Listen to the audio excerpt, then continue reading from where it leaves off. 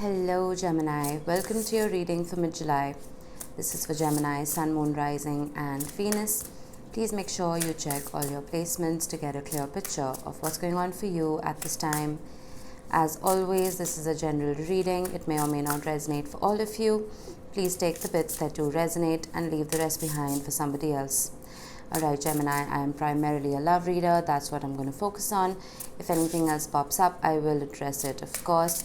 And if this reading does indeed resonate with you, then any interaction with it, whether it's a like or a comment or a subscribe, will not only help my channel grow, it's going to add your energy to the collective pool and just make it easier for me to read for everyone just a little bit better. Starting off your reading with a couple of oracle cards, I will move on to a freestyle tarot spread. Towards the end of the reading, I will be pulling a few initials and, well, sun signs and planets and angel numbers, so make sure you stick around for that. Alright, who had this? Someone before you had this. I think it was Scorpio, if I'm not wrong. We have the quail and gooseberry, anticipation. And we have the ladybug and sweet pea. These cards are so pretty. Happiness, anticipation, and happiness. You're anticipating happiness. Now in Victorian times, apparently, sweet peas were given to hosts, right? They represented ease, comfort, joy, and familiarity. I feel like you're bettering your environment. That's what you're doing. You're making your life more conducive to becoming a magnet for joy and abundance, right? Ladybugs are a symbol of abundance as well, not just happiness. But it's almost like you're removing things from your life that don't belong there, that cannot amount to anything, right? And there's almost this certainty that, yeah, joy is coming, you know? This isn't empty optimism. It's almost like faith that things are going to get better. They're going to get easier and more comfortable and joyous. There has been injustice though. We have the Two of Swords. There's been a disbalance.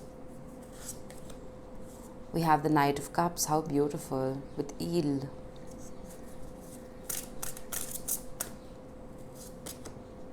We have the Page of, this is a new deck.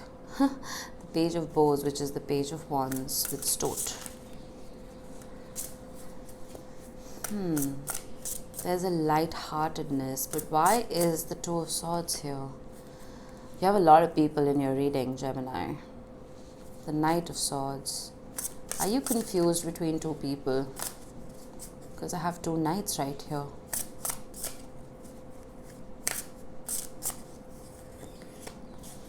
And I have the Moon.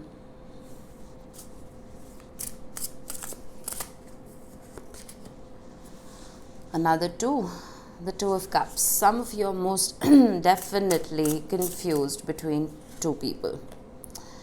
We have the Six of Pentacles, exploitation. These cards are labeled very differently. The keywords are very different from what we're familiar with in the original Rider-Waite, and that makes them even more interesting. Beautiful. I'm so glad that's your last card. Well, almost your last card. The Ten of Cups. Bottom of the deck, we have the Shaman, which is the Magician. I have been talking about faith, right? The Magician represents manifestation. And then I have the Wheel of Fortune. That is faith. You have a lot of major arcana at the bottom. Then I have the High Priestess.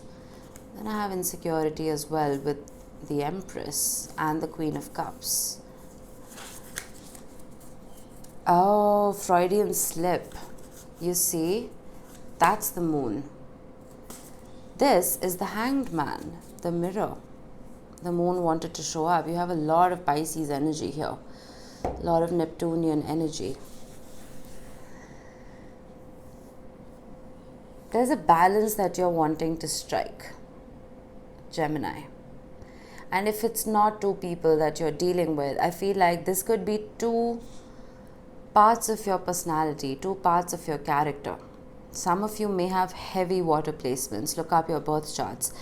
But this Knight of Swords is your energy. right, with the hawk. This is someone who's very discerning, someone who's very clever, very quick. Clever, not in a bad way, very witty and sharp. I almost feel like there are two truths right here. One is yours and one is somebody else's. That is what the Two of Swords is, right? It's two aces of swords that cross each other. Your truth is true in its own right, and the other person's truth is true in theirs. But with the Knight of Swords, I feel like you're being very forthright about what it is that you want. And you're very sure about what it is that you want. With the Six of Pentacles here and exploitation, that's not what this card means originally. But you may be feeling like you're depleted. You may be feeling like you have nothing left to give. I'm moving around a lot. I'm just trying to gauge the energy.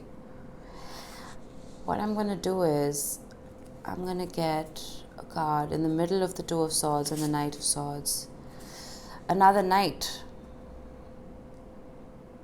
It's like a car without cruise control. You're switching multiple gears. The speed is moving up and down within this. If this is a friendship or a relationship, I'm not certain. But 1 minute things are hot and heavy, and the other minute they just slow down.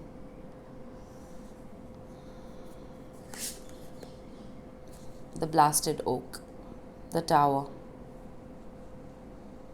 I feel like these two truths that we were talking about, there was almost like a difference in your frequencies, a difference in what you expected from each other.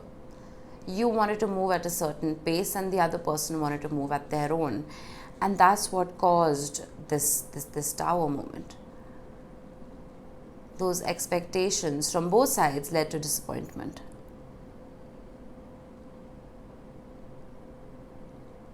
With the Knight of Cups though and the Hanged Man, that's a beautiful energy. That's the energy of empathy and compassion and having a shifted perspective and trying to walk a mile in the other person's shoes. This is compromise at its finest. And then we have the Pole Star. This reading is stunning. It's almost like excuse me, this relationship or you as a whole have been a guiding light to this person. You know how the pole star was used for navigation in olden times when we didn't have compasses. Similarly, it's like you anchor this individual, which is why they just gravitate towards you. So regardless of whatever happened right here, this compromise is willing to be struck. The pole star, the star card, is also a wish fulfilled. This is everything one's heart desires. This, for me, to an extent, is the major arcana of the Nine of Cups. The bottom of the deck is intriguing. It's almost like the universe and your higher self have joined hands to make a plan. But there's something that's holding them back as well. It's your insecurity with the Seven of Swords right here. We have the Empress and the Queen of Cups with the Moon and the Six of Swords. I almost feel like whatever happened here triggered you. It triggered you to a point where you were having doubts of your own worth. That's what the Seven of Swords represents for me to an extent. And it's almost like you started disengaging before the other side could walk away. You walked away before they could, before this compromise could be struck.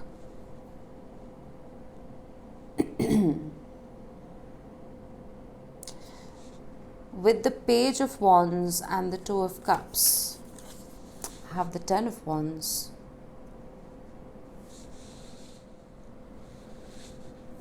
With the Page of Wands, I feel like this person wants to bring about a sense of lightheartedness into this situation where you've both been burdened. You've been burdened by either individual responsibilities or the responsibility of carrying this relationship on your back.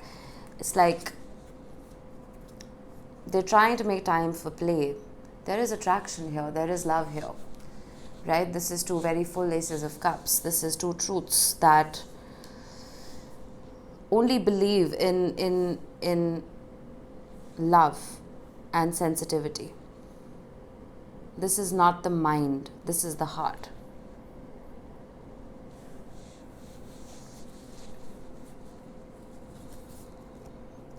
Creativity with the Three of Pentacles.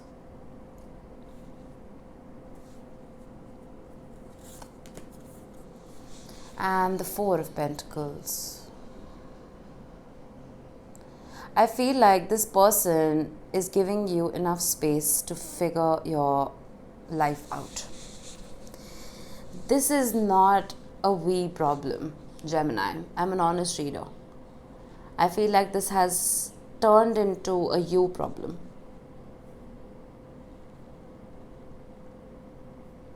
I think this person is ready to make amends. They're ready to compromise. They're ready to sympathize with the whole situation and understand your truth. But whatever has happened here has triggered you to an extent where you've started holding back.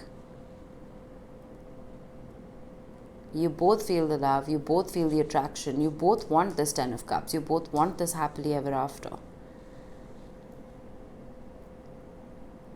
But I almost feel like you're unapproachable. At the same time, you're anticipating happiness. But how is it going to come in if you're not allowing it? Feel like that insecurity is just holding you back. How beautiful. The Ace of Pentacles with the Ten of Pentacles. I feel like what you want here, and rightly so, Gemini, is an assurance of permanence. This in and out energy that we saw here is not healthy, and it can be very disarming. And I feel like that is what jeopardizes the longevity of this relationship.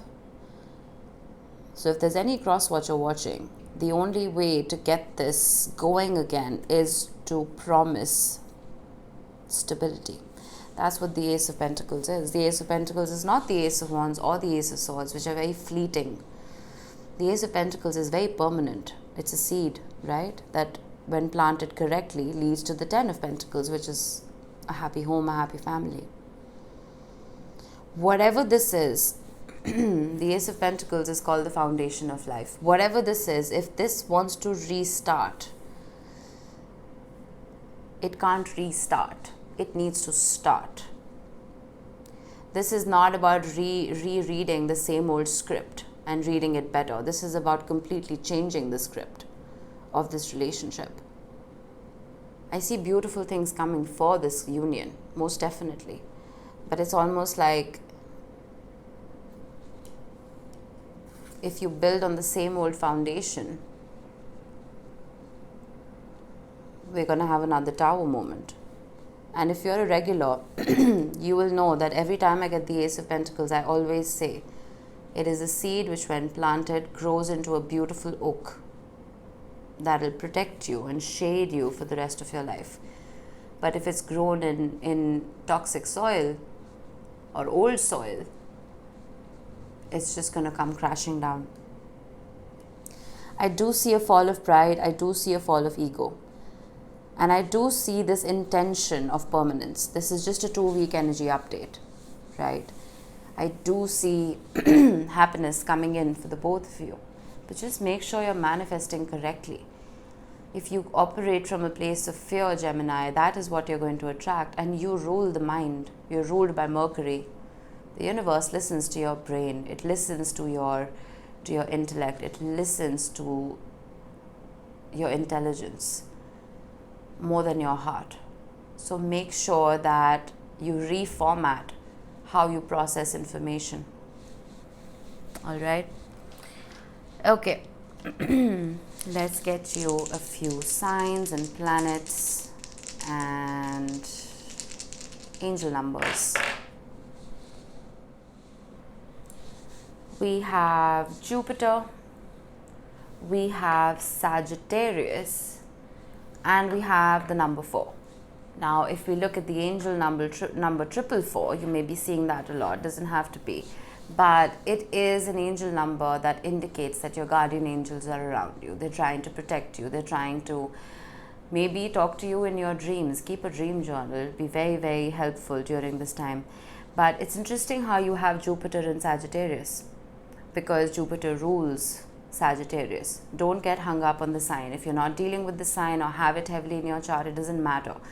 Let's study the energy of it, right?